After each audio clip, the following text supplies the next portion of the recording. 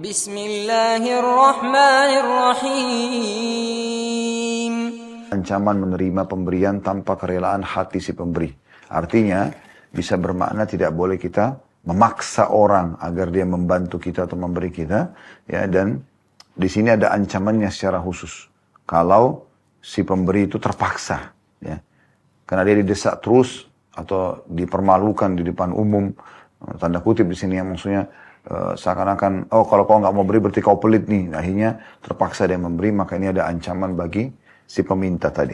Hadis pertama dengan sanad sahih di ghairihi menjadi sahih karena dikuatkan dengan riwayat lain.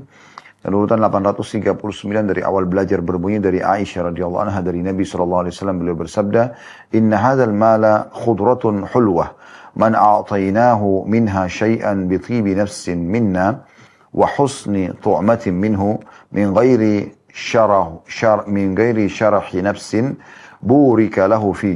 وَمَنْ أَعْطَيْنَاهُ مِنْهَا شَيْئًا بِغَيْرِ طِيبِ نَفْسٍ مِنَّا وَحُسْنِ طُعْمَةٍ مِنْهُ وَشَرَحِ نَفْسٍ كَانَ غَيْرَ مُبَارَكٍ لَهُ فِيهِ. Hadis ini diriwayatkan Ibnu Hibban dalam Sahihnya dan juga diriwayatkan oleh Ahmad dan juga Al-Bazzar. Terjemahannya, kata Nabi SAW, sungguhnya harta ini adalah hijau lagi manis. Semua pendapatan itu harta hijau, artinya nyaman, segar untuk dilihat, dan juga manis. Artinya semua orang suka.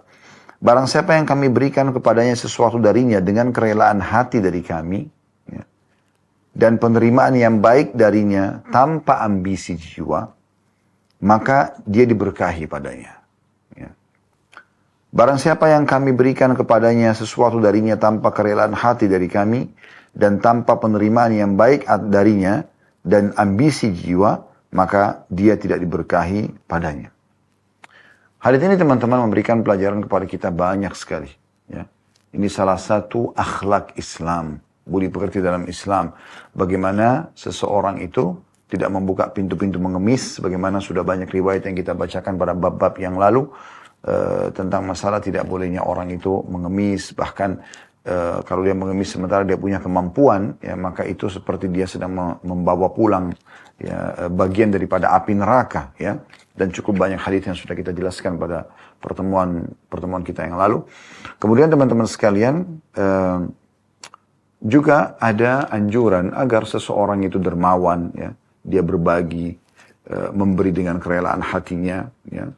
Selain memang peminta pun tidak boleh dia memaksa, ya, juga pemberi usahakan agar dia ridho, dia rela memberikan supaya dia mendapatkan pahala dan saudaranya juga mendapatkan manfaat dari harta yang sudah dia terima. Ini kurang lebih makna globalnya hadis. Kita coba ambil mutiara-mutiara hadis. Mutiara yang pertama, adanya anjuran dalam Islam agar kita memiliki pendapatan, ya, memiliki harta, tapi tentu sumbernya halal. Sumbernya halal. Kalau halal dibolehkan. Ya. Sebanyak apapun harta Anda kumpulkan, tidak ada batasan dalam Islam. Anda boleh menjadi orang terkaya di muka bumi ini. Dan dinukil, beberapa orang sahabat, mereka kaya raya.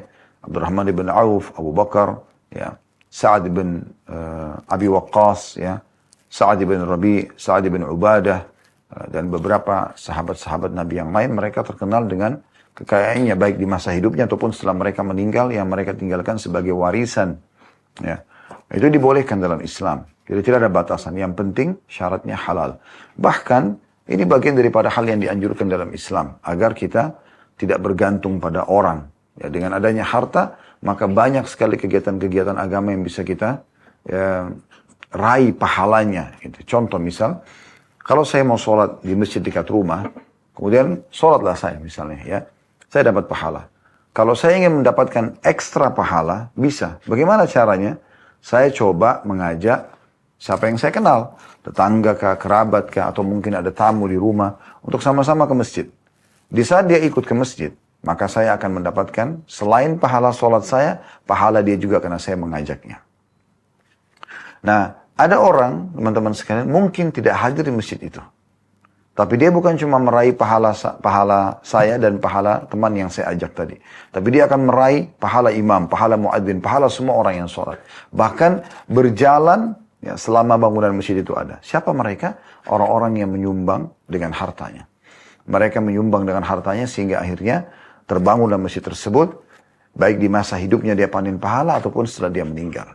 Nah, di sini penggunaan harta tepat pada tempatnya. Makanya kata Nabi SAW, ni'ma malu salih biyadi abdis salih. Sesungguhnya sebaik-baik harta yang salih itu maksudnya yang jumlahnya banyak, kualitasnya, ya, sumbernya benar gitu, halal ya. Itu sangat bagus ya di tangan orang yang saleh karena dia tahu meletakkan pada tempat-tempat yang tepat gitu ya. Membiayai para penuntut ilmu, para ulama ya, membantu para janda, anak yatim ya, menyebarkan agama, berjihad dan segala macam ibadah-ibadah yang sudah dianjurkan di dalam agama Islam. Jadi memang ada anjuran dalam Islam untuk itu ya. Jadi bukan berarti orang miskin itu tidak benar dalam Islam. Tidak, mungkin ada orang keadaannya Allah uji dengan seperti itu. Tapi umumnya Allah Subhanahu wa taala menyuruh kita bekerja. Kita punya pendapatan sendiri sehingga kita mulia ya. Mulia. Dan Nabi SAW mengatakan sesungguhnya Allah mencintai dari seorang hamba yang memakan dari hasil keringatnya sendiri, hasil keringatnya. Dan ketahuilah Nabi Allah Daud makan dari hasil tangannya sendiri. Jadi ini ada anjuran dalam Islam. Dan sudah berulang kali kami mengingatkan dan membacakan tulisan dari seorang syekh ya di Saudi dan tulisannya cukup menyebar ya, yaitu Abdurrahman bin Ali Al-Askar hafizahullah. Beliau ada satu tulisan yang menarik, al-amal ya ibadallah, artinya bekerja, produktif, kreatif wahai hamba-hamba Allah gitu ya. Dan beliau mengangkat banyak sekali ya dalil-dalil tentang motivasi masalah ini. Di antara perkataannya yang unik adalah dia mengatakan, faqad hassal Islam, sesungguhnya agama Islam itu telah memotivasi al-mar'u, ya, setiap individu, ala jam'i ma yakutu bihi ahlihi wa iyalihi minal malil halal, ya, agar dia mengumpulkan harta yang cukup untuk membiayai keluarganya, istrinya dan anak-anaknya, ya, dari harta-harta halal. Qala sallallahu alaihi wasallam li Sa'ad bin Abi Waqqas, Nabi SAW telah bersabda kepada sahabatnya Sa'ad bin Abi Waqqas radhiyallahu anhu, innaka intadar warathataka agniya'a khairun laka antadarahum alatan yatakaffafuna nas. Ketahuilah engkau meninggalkan keturunanmu dalam kondisi mereka kaya punya pendapatan, lebih baik daripada engkau tinggalkan mereka dalam kondisi mereka miskin dan mereka mengemis pada orang-orang atau bergantung pada orang-orang. Hadis ini riwayat Bukhari Muslim ya. Begitu juga beliau mengatakan wa yaqulu sallallahu alaihi wasallam, dan Nabi SAW juga bersabda, kafa bil mar'i ithman an yudayya man yaqutuh. Sungguh sangat berat hukuman dan beban dosa yang besar bagi orang yang membengkalikan ya siapa yang telah wajib dia nafkahi. Artinya ada motivasi untuk bekerja di situ ya. Lalu beliau mengatakan, ja'al Islam hasan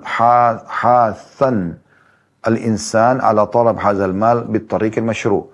Islam telah datang memotivasi manusia ya untuk mencari pendapatan harta ini dengan cara yang telah dibolehkan atau disyariatkan. Fahassa 'alal jiddi wal 'amal, dan Islam juga motivasi agar selalu kerja keras ya dan serius. Wa hadzara minal batalati wal kasal, dan Islam menolak ya pengangguran dan sifat malas.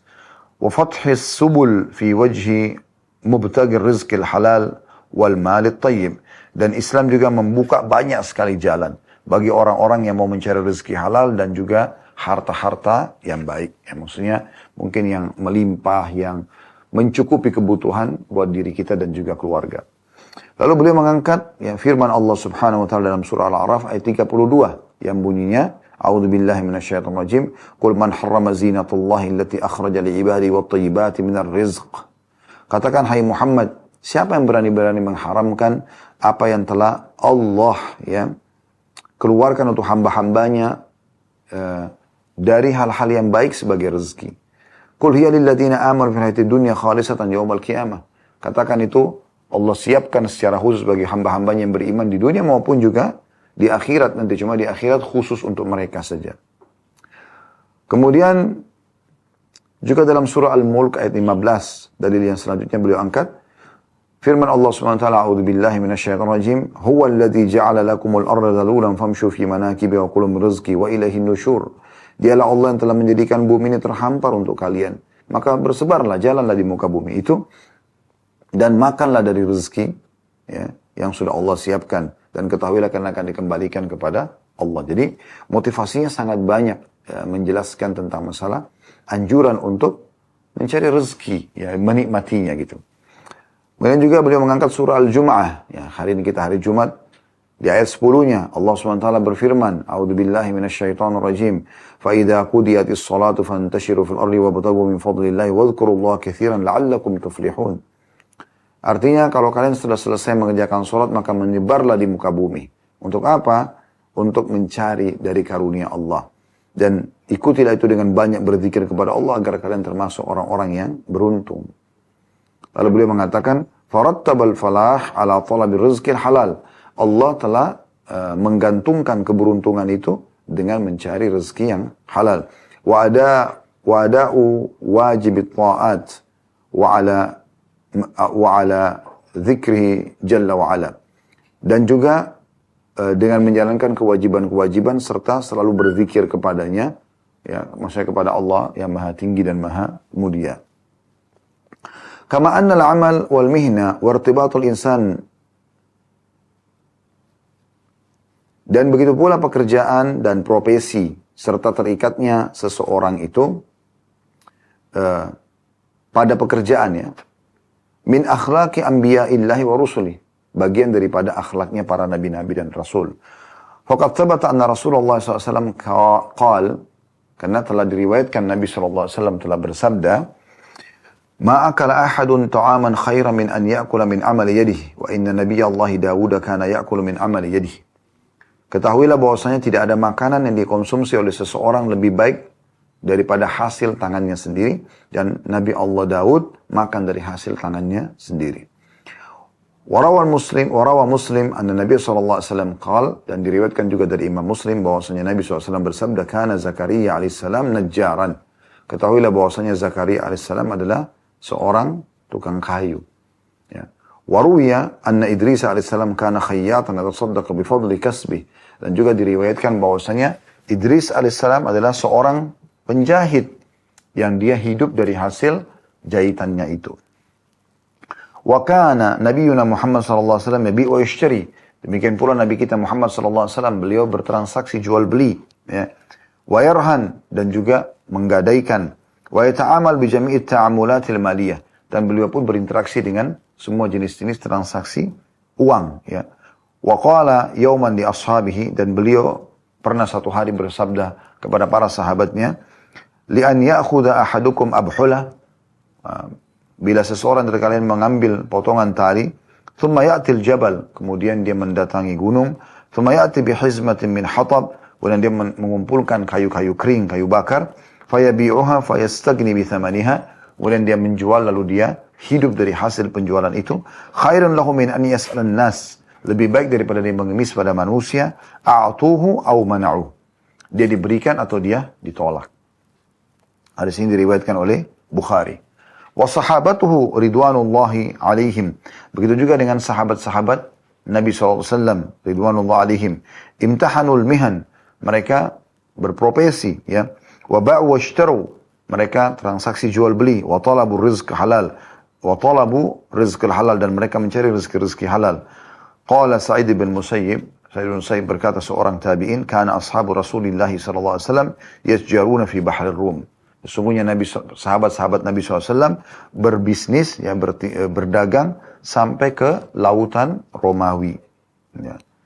Wa yaqulu Umar radhiyallahu anhu, dan Umar radhiyallahu anhu berkata, ta'allamul mihna fa innahu yushiku an yahtaja ahadukum ila mihnata. Ya. Artinya, tekuni profesi itu. Tekuni profesi itu. Ya.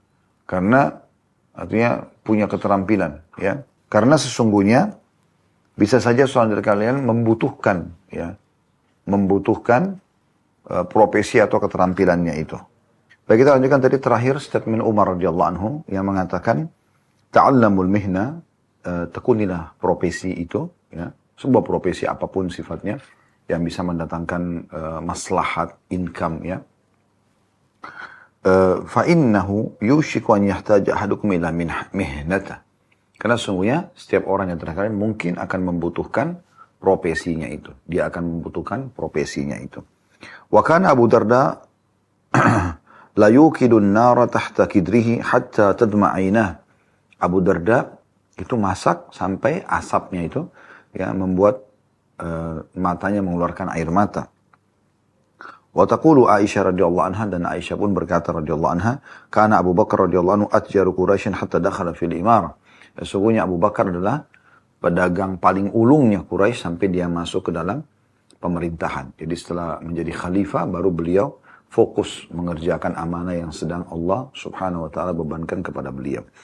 Jadi banyak sekali kita lihat motivasi-motivasi dalam Islam ya, selain daripada ini pun cukup banyak yang motivasi yang semuanya berisikan agar setiap muslim itu selalu punya pendapatan dan produktif, kreatif agar mereka bisa ya menghidupi diri mereka, keluarga mereka, dan juga bisa meraih banyak sumber-sumber pahala dalam ibadah melalui harta tersebut.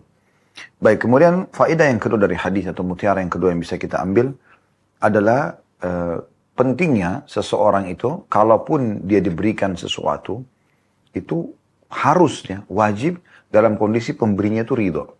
Dan ini yang menjadi saksi bahasan daripada judul kita. Yang daripada potongan Nabi SAW, man a'tainahu minha syai'an bi tibi nafsin minna, siapapun yang kami berikan ya sesuatu dari keleraan hati kami, karena memang maksudnya kami umat Islam ini pada saat memberi dengan memang rela memberikannya, wa husni tu'matin minhu, dan juga penerimaan yang baik dari dia. Ya, walaupun kecil di mata dia, penerima itu mengatakan, oh ya terima kasih. Dia pun menilai ya pemberian tersebut, ya, min ghairi syarahin nafs, ya, dan tanpa ada ambisi jiwa. Gitu kan? Maksudnya masih mau tamak lebih daripada apa yang telah diberikan, burika lahu fi, maka dia akan mendapatkan keberkahan. Jadi kalau seandainya seseorang itu memberi dengan ikhlas, dia dapat pahala. Yang menerima pun pada saat misalnya dia menerima sebuah pemberian dari seseorang, maka dan dia tidak ambisi secara kejiwaan ingin minta lebih, cukup dengan apa yang diberikan dengan berterima kasih, maka akan diberkahi. Maknanya akan menjadi sesuatu yang mencukupi untuk si penerima tadi. Sebaliknya, kata Nabi SAW, وَمَنْ أَعْطَيْنَاهُ مِنْهَا شَيْئًا بِغَيْرِ تِيبِ نَفْسٍ مِنَّا, siapapun yang kami berikan tanpa keridhaan dari diri kami, si pemberi. Wa husni tu'mati minhu, dan juga penerimaan yang baik dari dia. Dia pun ya kami sudah nggak enak, dia pun juga tidak enak menerimanya. Wa syarahi nafs, dan ambisi jiwa, kana ghaira mubarakin lahu fi, maka tidak ada keberkahan bagi dia. Ya, jadi kita bisa tambahkan mutiara yang ketiga, yaitu tentang masalah keberkahan. Keberkahan Allah SWT akan berikan kepada orang yang ikhlas dalam memberi, juga orang yang ridho menerima pemberian, tanpa ada ambisi jiwa, berharap lebih daripada apa yang telah diberikan. Maka ini akan mendapatkan keberkahan. Makna keberkahan tentu akan mencukupi kebutuhan dia. Baik teman-teman sekalian, kita akan masuk ke hadis kedua. Hadis kedua, dengan sanad sahih, ya. Urutan 840 dari awal belajar berbunyi dari Muawiyah, ya. Dari Muawiyah bin Abi Sufyan radhiyallahu anhum ajma'in. Dia dan ayahnya dua-duanya sahabat. Bisa kita katakan radhiyallahu anhuma. Dia berkata, Rasulullah sallallahu alaihi wasallam bersabda, "La tulhifu fil mas'alah. Wallahi la yas'aluni ahadun minkum syai'an fatukhrija lahu mas'alatahu minni syai'an wa ana lahu karih. Fayubaraka lahu fima a'taitu." Hadis ini riwayat Muslim, An-Nasa'i, ya, dan Al-Hakim. Dan dia berkata sahih, sesuai dengan syarat keduanya. Maksudnya syaratnya Muslim dan An-Nasa'i. Artinya, janganlah terus-menerus memaksa dalam meminta, kata Nabi SAW. Demi Allah, tidak akan pernah ada seseorang dari kalian meminta sesuatu kepadaku, lalu permintaannya itu menghasilkan sesuatu dariku, sedangkan aku membenci memberinya, lalu Allah memberkahi apa yang aku berikan untuknya. Ya. Dalam riwayat Imam Muslim, lafadznya berbunyi, aku mendengarkan Rasulullah SAW bersabda, ini tentu maksudnya adalah Muawiyah bin Abi Sufyan radhiyallahu anhuma. Beliau mengatakan, aku mendengarkan Rasulullah SAW bersabda, Innama ana khazin, faman a'taituhu min tibin an, saya ulangi, Innama ana khazin, faman a'taituhu an tibi nafsin, fayubaraka lahu fi, waman a'taitu an mas'alatin wa syarahi nafsin, kana kalladhi ya'kul wa la yashba'. Aku hanyalah seseorang yang ditugaskan menjaga harta. Barang siapa yang aku memberinya dengan kerelaan hati, maka dia diberkahi padanya. Dan barang siapa yang aku memberinya karena dia meminta dan ambisi jiwa, maka dia seperti orang yang makan namun tidak akan pernah kenyang. Hadits ini atau dua buah riwayat ini di nomor 2 dalam bab kita memberikan penjelasan kepada kita. Penjelasan yang umum tentunya, ya, dan faedah yang sangat besar tentunya. Secara umum kita jelaskan dulu, nanti kita akan ambil mutiaranya. Tentang masalah bagaimana Nabi SAW menjelaskan kedudukan beliau sebagai seorang khazin. Artinya Allah memberikan amanah harta-harta ya kepada beliau, lalu beliau memberikan kepada umatnya. Ya, beliau melihat mana yang lebih membutuhkan, gitu kan. Dan beliau menyatakan kepada para sahabat, walaupun ada harta Allah amanahkan kepada aku, tapi ingat, jangan pernah membuka pintu mengemis. Jangan terus-menerus meminta. Karena terus-menerus meminta ini bisa membuat orang yang dimintai merasa nggak enak dan terpaksa memberi. Ya. Akhirnya membuat apa yang kita terima itu tidak diberkahi oleh Allah Subhanahu Wa Taala. Ya. Dan di sini ada potongan sabda Nabi SAW, maka dia seperti orang yang makan tapi tidak pernah kenyang. Ini bisa menjadi ini adalah bentuk hukumannya, ya. Atau memang dia akan terus membuka pintu minta-minta dalam hidupnya karena memang dia ya memintanya secara terpaksa atau memaksa dan terus-menerus. Ini makna globalnya. Baik, kita ambil ya pelajaran atau mutiara dari hadis yang pertama, larangan Nabi SAW kepada seluruh umatnya tidak terkecuali untuk meminta-minta. Jadi nggak boleh minta-minta. Mengemis ya, sementara punya kemampuan. Tapi kalau sudah tidak punya, itu lain. Dan sudah kita jelaskan di bab sebelumnya, bagaimana ada keadaan-keadaan tertentu yang dibolehkan seorang muslim untuk meminta. Dibolehkan dia meminta di keadaan-keadaan tertentu gitu ya. Seperti misalnya dia terlilit utang ya, kemudian keadaan dia punya tanggungan, anak dan istri yang belum makan pada hari itu ya. Sama sekali nggak punya dan bisa saja mereka mati kelaparan, maka dia terpaksa minta ya.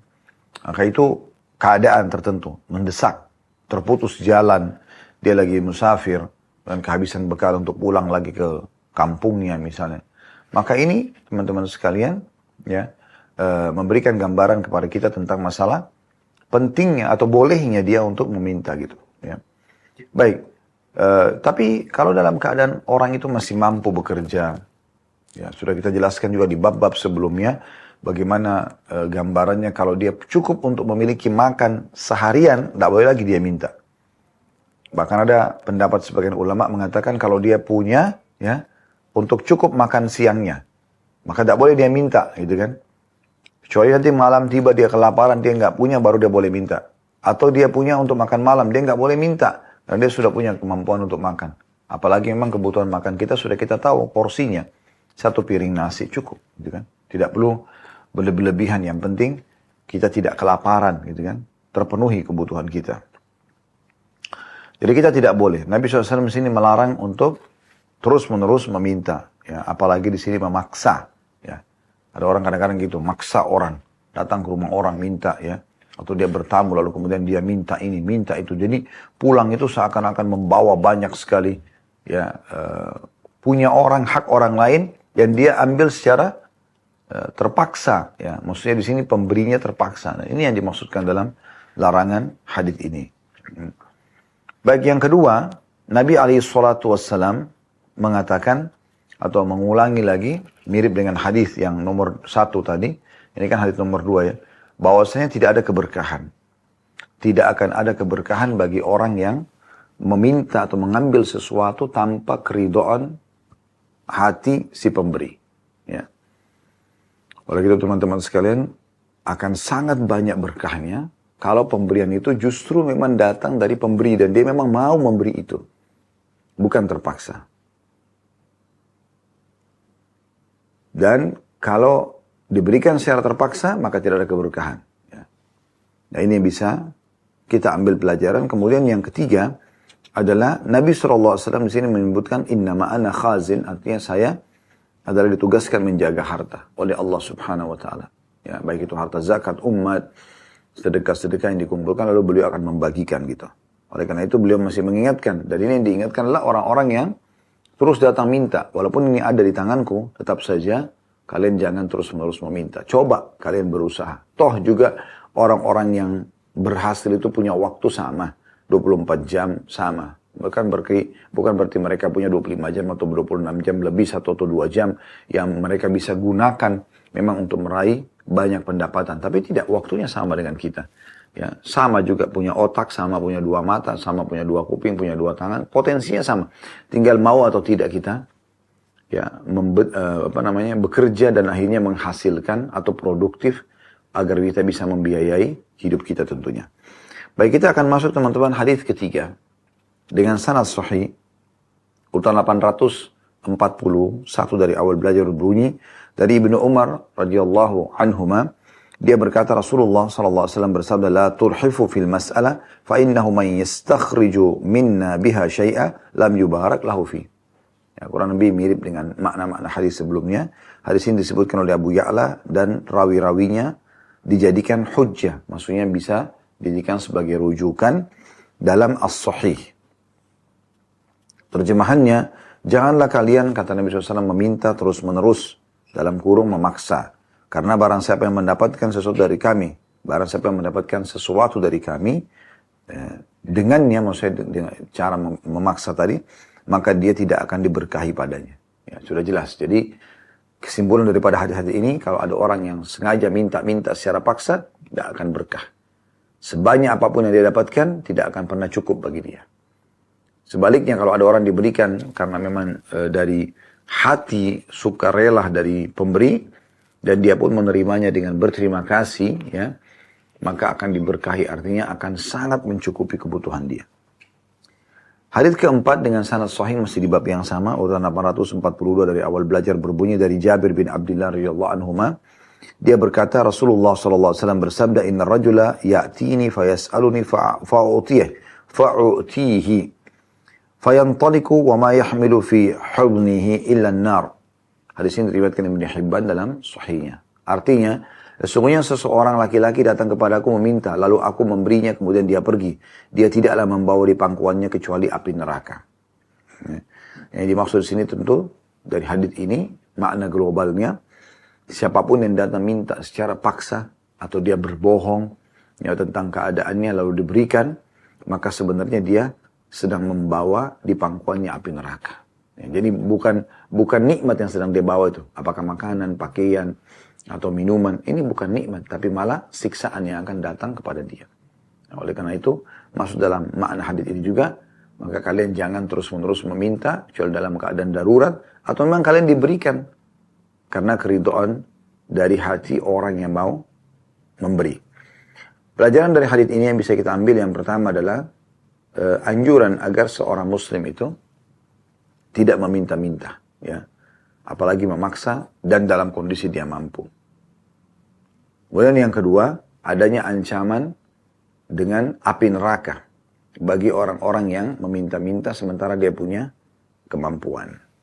Baik, hadis kelima dalam bab kita ini, kita lanjutkan dengan sanad sahih, urutan 843 dari awal belajar berbunyi, dari Abu Sa'id al-Khudri radhiyallahu anhu, dia berkata, Bainama Rasulullah sallallahu alaihi wasallam yaqsimu dhahaba إذ أتاه رجل فقال يا رسول الله أعطني فأعطاه ثم قال زدني فزاده 3 مرات ثم ولى مدبرا فقال رسول الله صلى الله عليه وسلم يأتيني الرجل فيسألني فأعطيه ثم يسألني فأعطيه 3 مرات ثم يولي مدبرا وقد جعل في ثوبي نارا إذا انقلب إلى أهلي. Hadis ini riwayat Ibnu Hibban dalam sahihnya. Kata Abu Sa'id al-Khudri radhiyallahu anhu, suatu ketika Rasulullah SAW membagi emas. Tiba-tiba seorang laki-laki datang kepada beliau dan berkata, "Ya Rasulullah, berilah aku." Maka beliau SAW memberinya. Kemudian orang itu berkata lagi, "Tambahkan lagi." Maka beliau SAW menambahnya. Sampai akhirnya terjadi ini 3 kali. Ya, dia terus minta ditambahkan. Kemudian orang yang minta-minta itu berpaling dan pergi. Maka Rasulullah SAW bersabda, orang itu datang kepada aku meminta, lalu aku memberinya. Kemudian dia meminta lagi, lalu aku memberinya. Sampai terjadi hal itu 3 kali. Kemudian dia berpaling dan pergi, sementara telah dijadikan api di bajunya jika dia pulang kepada keluarganya. Ya, jadi hadis ini memberikan gambaran kepada kita, pelajaran bagaimana sifat dermawannya Nabi alaihi salatu wassalam. Kalau Anda masih ingat, di pertemuan-pertemuan kita yang sebelumnya, ada beberapa hadis ya, yang sudah kita bacakan, tentang ancaman orang mengemis ya, pada saat itu. Ada seorang sahabat yang bertanya, ya Rasulullah, kalau begitu kenapa Anda tetap memberi kepada orang-orang ini? Sementara Anda sudah tahu sebenarnya kalau mereka pulang, mereka bawa ya api neraka. Karena mereka terus mengemis, padahal sebenarnya mereka punya kemampuan. Kata Nabi SAW, karena Allah telah ya, menolak, menghilangkan sifat pelit dariku. Dan juga Allah memerintahkan aku untuk memberi. Urusan mereka kepada Allah Subhanahu wa ta'ala. Dan ini luar biasa pelajarannya. Artinya, ini menjawab kalau ada sebagian di antara kita berkata, Ustaz, saya ini selalu sekali kedatangan orang atau sering kedatangan orang, baik kerabat atau orang lain, mereka selalu minta-minta. Dan sudah saya beri tetap aja minta. Apa yang harus saya lakukan? Saya tolak kan? Maka dicontohkan Nabi SAW tetap diberi. Tapi beliau ingatkan. Beliau mengatakan bahwasanya permintaan yang di luar daripada kebutuhan dia itu bisa menjadi api neraka buat dia. Apalagi kalau dia punya kemampuan ya. Karena ada sebagian orang subhanallah walaupun Allah sudah jadikan dia orang yang kaya atau berkecukupan, tetap saja punya sifat datang ke rumah temannya, datang ke rumah kerabatnya, main negosiasi, lihat perhiasan kristal bagus, lihat vas bunga bagus, lihat mungkin sendok atau piring yang bagus, masih tetap diminta untuk dia bawa pulang gitu. Padahal sebenarnya dia punya kemampuan untuk membelinya. Dan ini bisa saja tentu pemilik rumah merasa berat memberikan. Karena memang dia membeli untuk kebutuhannya. Kenapa Anda minta gitu? Ya. Nah, ini termasuk hal yang perlu diperhatikan dari hadis ini. Ya. Jadi sifat dermawan Nabi SAW yang pertama. Yang kedua, bagaimana orang-orang yang meminta, ya, sementara dia punya kemampuan diancam dengan api neraka ya. Atau dia selalu tamak, ambisi jiwanya terlalu besar. Ya. Sehingga akhirnya dia ya, membawa api neraka karena dia minta terus dengan ketamakannya, bukan sesuai dengan kebutuhan. Jadi tidak punya kemuliaan jiwa. Hadis selanjutnya dalam bab ini, dan ini hadis terakhir, ya, kita tutup dengan ini di bab ke-6 ini. Hadis ke-6 dengan sanad sahih. Udah 844 dari awal belajar. Dari Umar bin Khattab radhiyallahu anhu bahwa dia datang kepada Nabi SAW dan berkata, ya Rasulullah, ra'aitu fulanan yashkur yadhkuru annaka ataitahu dinaraini. Faqala Rasulullah SAW, lakinna fulanan qad ataitu ma baina al-ashrati ila al-mi'ati fama syakar wa ma yakulu inna ahadakum la yakhruju min 'indi bihajatihi muta'abbitaha wa ma hiya illa an-nar. Qala qultu ya Rasulullah lima tu'tihim? Qala ya'bawna illa an yas'aluni wa ya'ballahu liyal bukhla. Hadis ini sahih diriwayatkan oleh Ibnu Hibban. Baik, dari hadis ini teman-teman sekalian kita ambil pelajaran. Atau saya baca terjemahannya dulu. Bahwasanya Umar bin Khattab berkata, ya, ada seseorang datang, atau dia datang kepada Nabi SAW lalu berkata, ya Rasulullah, ini Umar bin Khattab yang berkata, aku melihat fulan berterima kasih, bersyukur maknanya berterima kasih. Ya. Dia menyebutkan bahwasanya engkau telah memberinya 2 dinar. Maka Rasulullah SAW bersabda, akan tetapi aku telah memberi fulan yang lain antara 10 sampai 100 dinar, tapi dia tidak bersyukur atau tidak berterima kasih, dan dia tidak mengatakannya. Sesungguhnya salah seorang dari kalian membawa keluar hajatnya dari sisiku dengan mengempitnya di ketiaknya, padahal ia tidak lain hanyalah api neraka. Lalu dia berkata, aku bertanya ya Rasulullah, mengapa? Maksudnya Umar lalu bertanya, lalu mengapa engkau memberi mereka? Nabi SAW menjawab, mereka tidak mau apapun kecuali meminta kepadaku, sedangkan Allah menolak aku bersikap kikir. Hadis ini diriwayatkan Ibnu Hibban dalam sahihnya. Jadi hadis ini, hadis terakhir dalam bab nomor 6 ini, masalah ya, ancaman ya, menerima pemberian tanpa kerelaan hati si pemberi, memberikan gambaran kepada kita ya, bahwasanya meminta-minta tanpa keridhaan pemilik yang memberi itu, maka pertama akan hilang berkah sebagaimana hadis sebelumnya, dan yang kedua adalah dia termasuk api neraka. Artinya siksaan bagi dia itu. Ya, dia akan dihisap oleh Allah Subhanahu wa taala kenapa dia minta sementara dia punya kemampuan.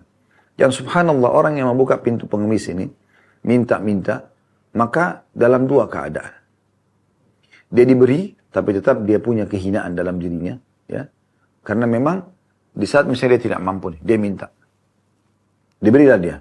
Satu waktu dia menjadi orang mampu dan mungkin dia akan selevel dengan orang yang ya pernah memberi dia, maka di situ dia tetap malu pada saat ketemu. Oh, orang ini dulu pernah membantu saya. Atau orang yang memberinya mengatakan, oh si fulan sudah kaya sekarang. Dulu saya pernah bantu. Ya. Kalau dia ditolak, maka lebih luar biasa. Ada dua penghinaan dirinya di situ. Ada dua penghinaan dirinya. Jadi yang pertama itu adalah penghinaan meminta, mengemis. Dan yang kedua, penolakan. Ya. Lalu untuk apa mengemis seperti ini? Oleh karena itu Nabi SAW membatasi sekali. Orang yang mengemis itu betul-betul orang yang terlilit utang atau betul-betul punya hajat yang dia harus penuhi kebutuhan dia. Kalau dia tidak minta, dia mati kelaparan misalnya. Ya. Atau seseorang yang punya tanggungan, istri anaknya juga butuh belum makan. Dan sekali lagi batasannya adalah kebutuhan satu hari itu. Kalau satu hari itu ada, bahkan sebagian pendapat mengatakan satu kali makan saja dalam beberapa riwayat disebutkan.